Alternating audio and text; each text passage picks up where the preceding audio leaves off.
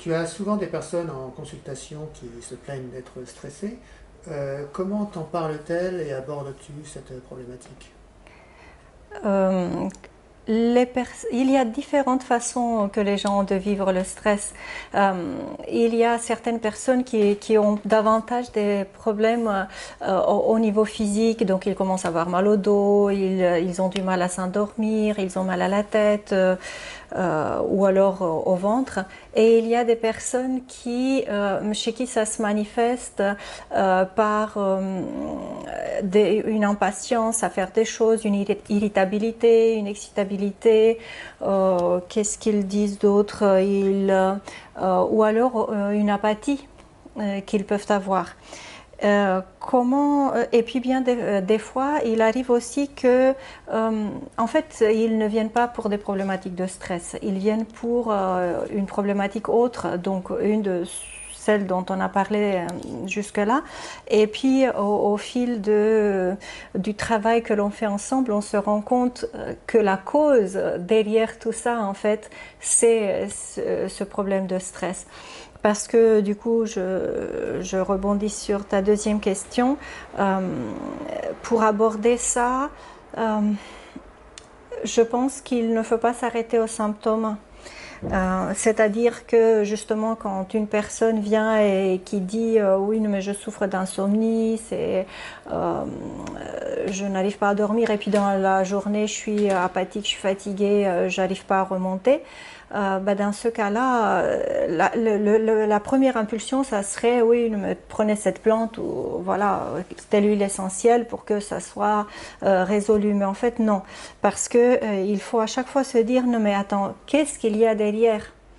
Est-ce que derrière ce problème d'insomnie, je me mets à ruminer? C'est parce que je commence à réfléchir à ce que je n'ai pas bien fait dans la journée, ce que j'aurais dû faire.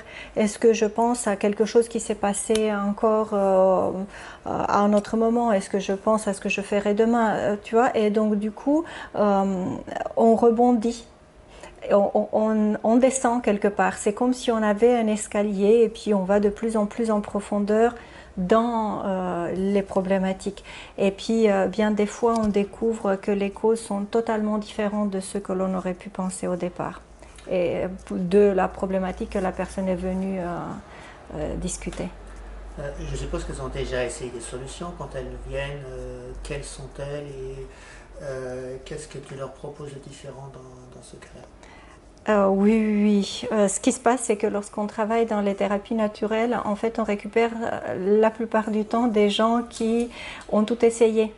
Et la plupart du temps, ils ont, par exemple, puisqu'on parlait de ce problématique d'insomnie, de stress, ils auront essayé des médicaments, ils sont allés chez le médecin qui leur a donné des instructions, des médicaments à prendre, et ils ont essayé des tisanes, qu'est-ce que j'en sais moi, voilà.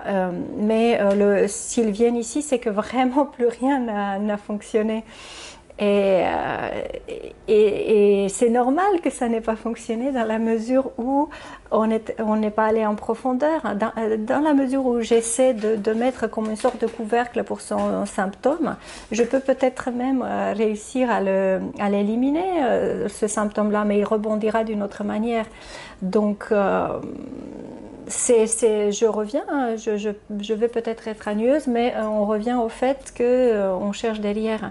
Donc c'est ça qu'on essaie de faire. Donc ce que tu proposes, c'est peut-être une sorte d'accompagnement, si je comprends bien. Et sans tout dire, quelle technique utilises-tu au cours de cet accompagnement, si tant est qu'il y ait des techniques bien Précise. précises et programmées?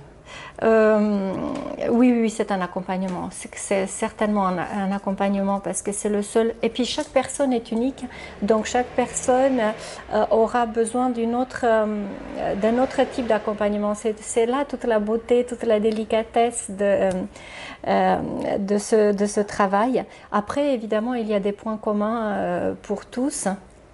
Et en fait, une chose qui est vraiment très importante, c'est que ce travail-là ne se fait pas seul de la part de la personne qui vient consulter ou de ma part. C'est un travail d'équipe Et le gros du travail, c'est quand même la personne qui vient qui va le faire parce que pour arriver là où je veux la mener, donc à une résolution des problèmes en profondeur, cela implique une vraie motivation de la personne parce que c'est du travail sur elle qu'on est en train. On labeur la personne, les profondeurs et elle doit être motivée. Donc si on veut aller plus loin, c'est une sorte de quête de soi que tu proposes.